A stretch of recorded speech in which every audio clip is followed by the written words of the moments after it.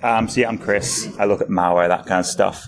I'm also a developer on ThreatCrowd, a threat intel platform, and the Open Threat Exchange. Is the mic okay?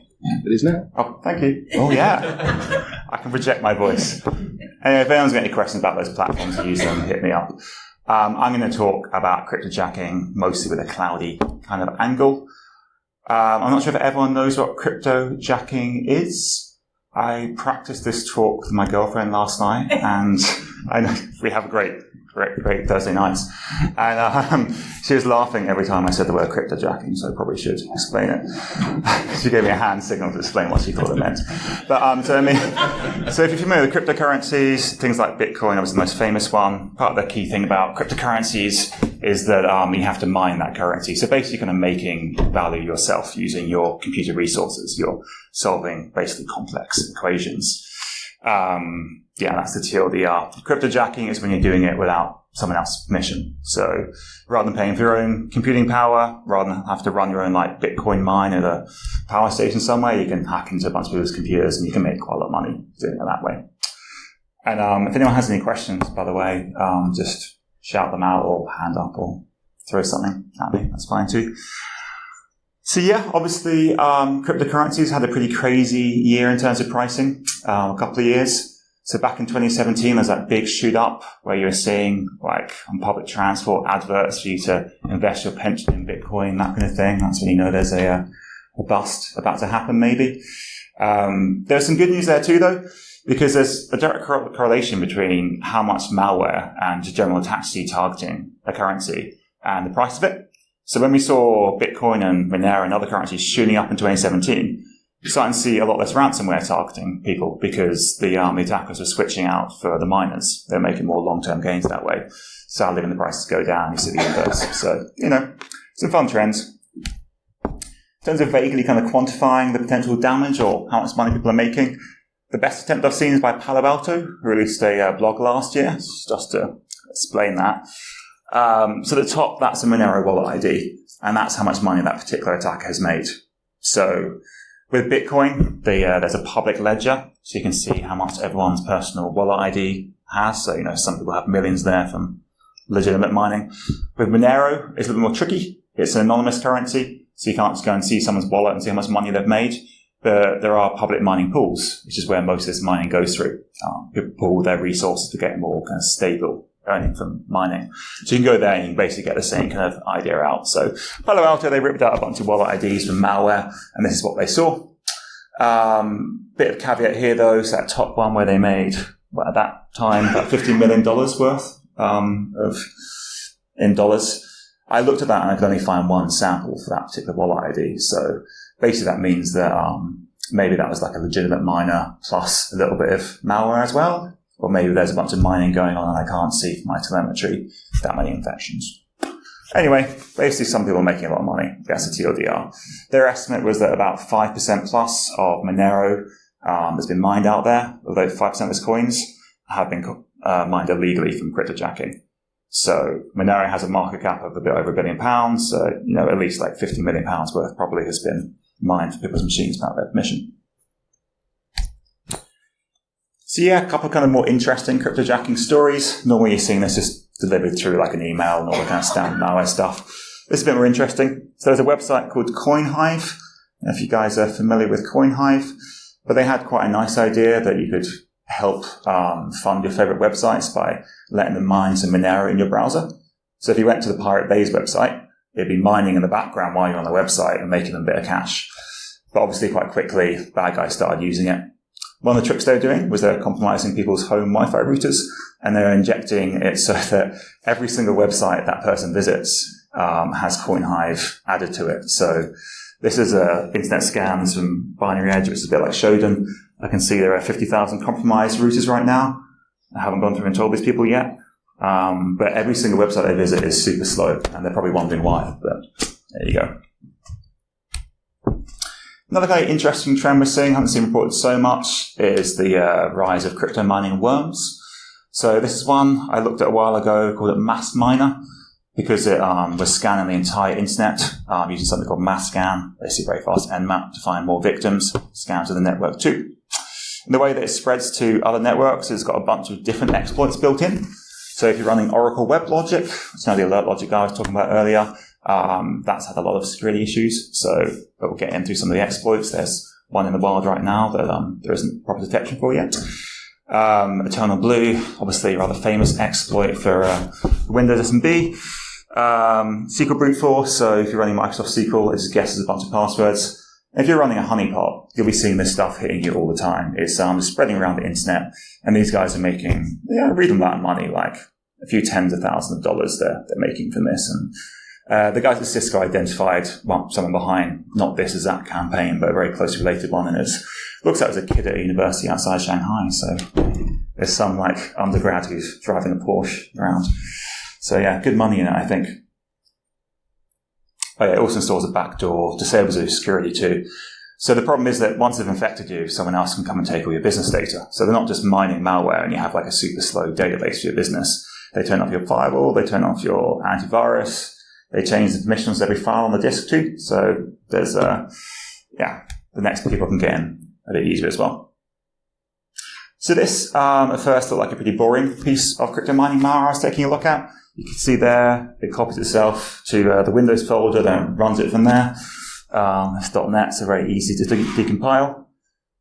Anyone want to guess what's kind of interesting about this piece of malware, though? You can see it in the code. The TLD of the domain there is .kp. So this was going off to a Monero pool server at a university in Pyongyang, North Korea. And this is pretty interesting because that university has been known to be linked, one thing, to a couple of attacks, and also they're investing in crypto mining because if you're in a country with a lot of sanctions and you need to make some money, crypto mining is quite attractive. After this, saw the same piece of malware, same wallet ID being used in some more real-world attacks, but at that point they're pointing to some publicly available Monero mining servers. So I think in this case, this is kind of a test piece of software they're probably just playing around with. Obviously, it could be a false flag and someone changed the domain name, but probably someone testing it. It's a similar kind of theme, just because this has nothing to do with the cloud, obviously, but it's kind of interesting just because who's behind it. This is more malware. So the same month that WannaCry hit, and that was obviously in the news quite a bit, there was a related set of attackers, quite closely related based on code reuse, which the previous speaker was talking about, and some other stuff too.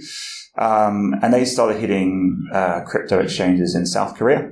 This is the malware they were deploying. They were sending across fake CVs to deploy this malware, impersonates a piece of South Korean forum software. And they stole like $20 million from a crypto exchange. And then they've been hitting a bunch of people since then too. So, it's kind of interesting topical stuff. So yeah, cryptocurrency obviously useful for many things, including illicit transactions. So on to more kind of cloudy things this time.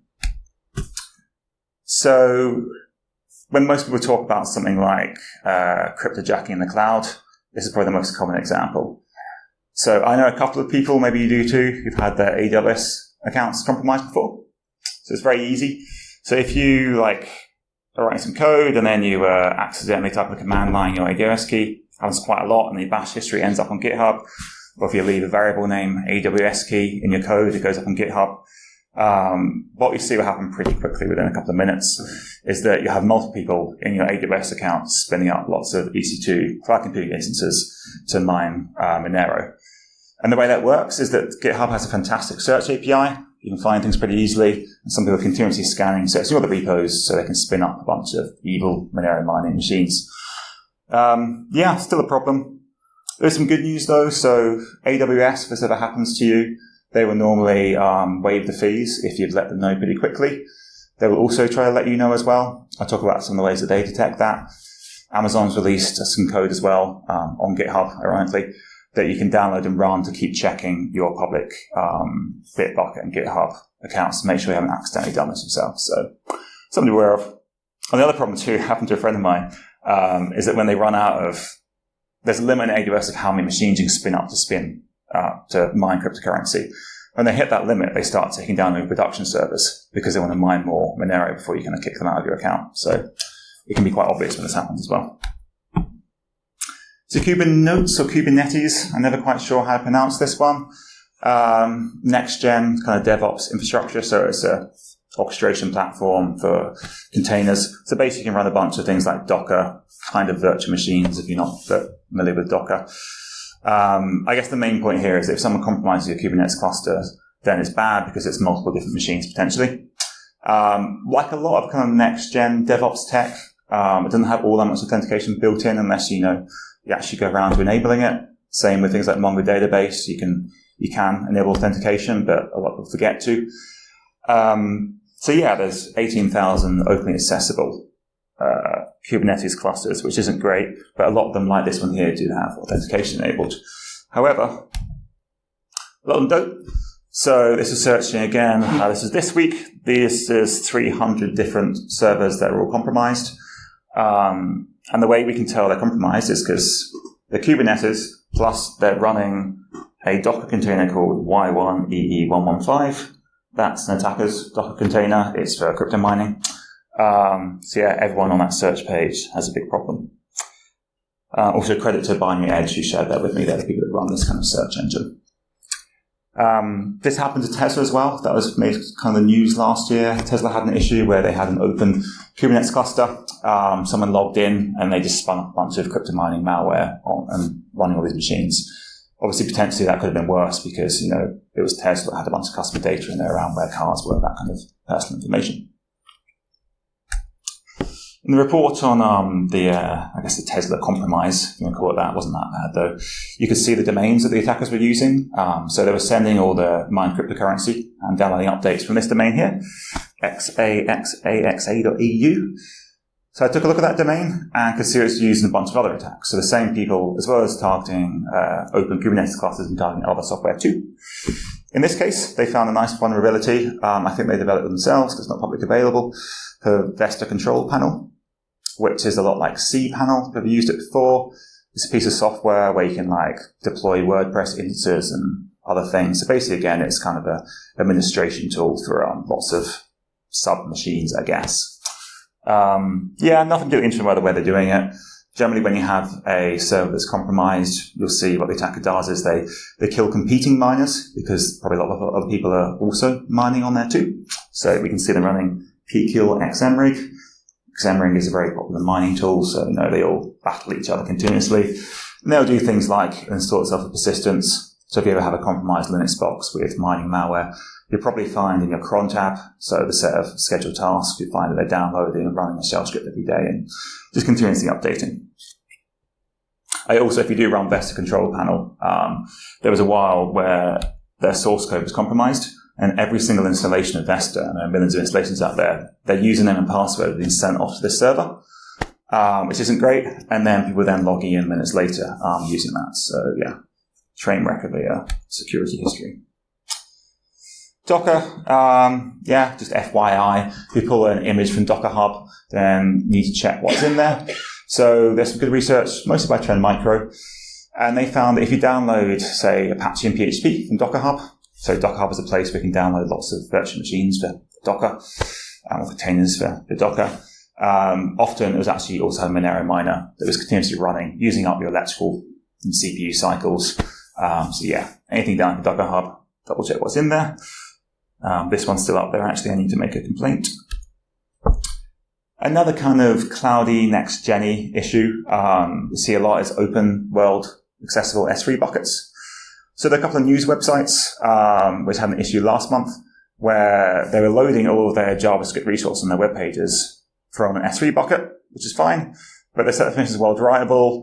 And then what happened, because anyone could basically write to those, attacker came in and they added some code. And what their code was doing was it was doing in the Monero mining. So a bit like CoinHive, but kind of their own custom code. So if you're running AWS, you want to obviously check permissions around S3 buckets. You hear more around that kind of thing when someone has their personal data in S3 and they've let it go publicly, but also people can attack through it as well. So I think I'm running way ahead of time, so you're very close to the final talk in the video. Some ideas for detection. So YAR rules, if any of you analyze malware regularly, you'll be very familiar with this. This is basically how you write your own antivirus scanner. This is the rule that we run to detect xmrig, which is the most popular miner out there. It's very easy to find. You basically look for a file on your system with the word X mining in there, that kind of thing. See a file like that on your database server, you probably want to take a look at it. There's a bunch of ways you can detect actual mining as well. So things like the Stratum network protocol, this is kind of how Bitcoin works and how it sends off and receives mining jobs and works out how much money it's made, that kind of stuff. Very easy to detect over the network because it's not a malicious protocol in itself, so you can detect it really easily. That's also how, for example, Amazon, AWS, and Microsoft Azure, that's a lot around how they all detect this too. So they see this kind of traffic coming out of your environment, which is often easier for them to detect than you, because tapping the cloud can be a bit tricky. They'll send you a little alert. You want to set this on the command line too. So if you see on one of your machines something running the command --o or something -o with the word stratum in there with UMP, so username and password, that's something they want to alert on.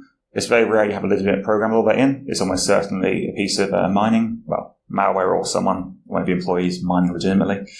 And the way that you detect this, if you're not already doing this in your environment, you get it for free.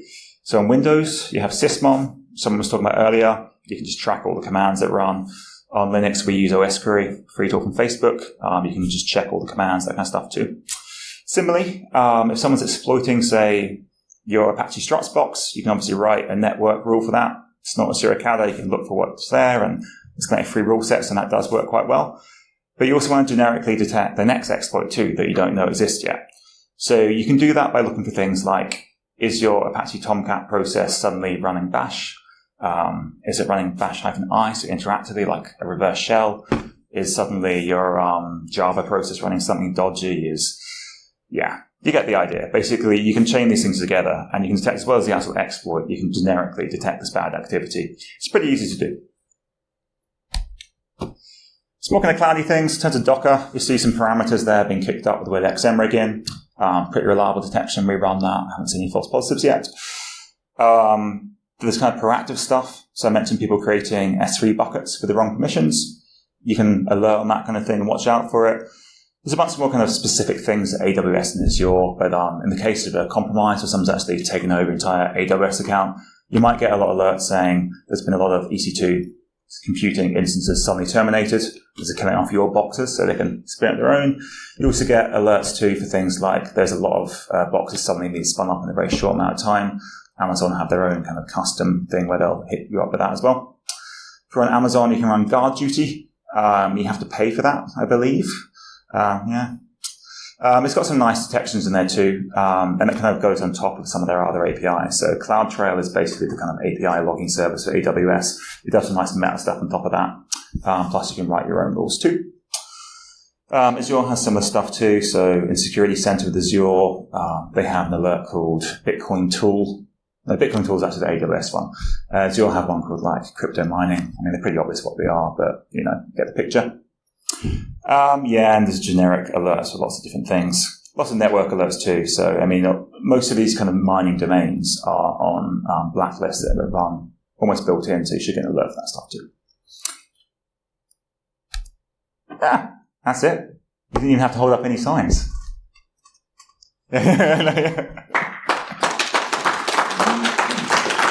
Thank you. Don't know if there are any questions at all on any of that. Sure. Do you see when you just listed all the tool sets that are enabled or could be enabled for security? Are they all switched off by default across all the systems? Do you mean in terms of like the DevOps stuff like Kubernetes, or do you mean in terms of the cloudy things? The AWS, the Azure, the GCP.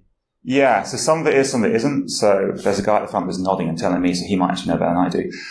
But yeah, like GuardDuty, you have to pay for and you enable it. CloudTrail, I think, is that enabled by default? I think. CloudTrail is, yeah. Yeah. You will get an email from them, at least in a couple of experiences I've seen, where like if it is clearly Bitcoin mining, and they'll basically send an abuse notification to you. But yeah, you're not going to be getting the full kind of logging you're getting with that kind of thing. So yeah, you have to turn this stuff on. But I mean, there's a nice checklist for going through all this. This seems quite backwards. Yeah. With cloud becoming so much more common within businesses and on-prem going more towards the cloud, the providers just go, we can charge you more for it rather than it being signed into the product. Yeah, I agree. And it's kind of sad to see it as an add-on. I mean, it's nice that Elasticsearch, for example, I mean, that's more of a product, but now they actually don't charge you extra to have security, whereas until like last month they did. So, That's changed. I think Microsoft have a slightly different attitude too. They want to have like their own security ecosystem, whereas Amazon's more like they want to enable partners to kind of build it for them. So there's a bit of a balancing act there. But yeah. So if you want to say something. So yeah, I've had a bit of barking. So you do need to turn it on this cheap. So the advice is turn it on. It doesn't detect from experience. It doesn't detect.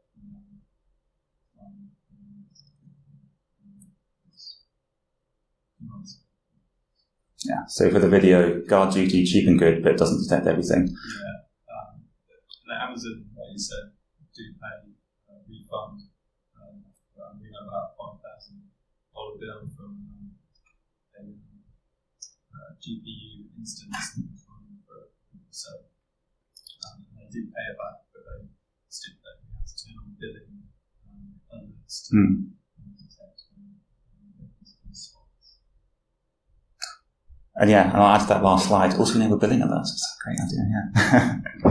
But I think as I understand with guard duty, it doesn't run like a host agent in there. It's more looking at stuff on the outside, which is why it's easy to deploy. But it means, unlike a host agent, it might miss a bunch of stuff. Yeah, it looks at the VPC files, DNS slots. Yeah. Yeah, which is trickier to detect from, I think. But, it's easier to deploy. So, I mean, obviously with Azure, then they have Windows Defender and advanced threat protection stuff, and that's a few different things. Anything else?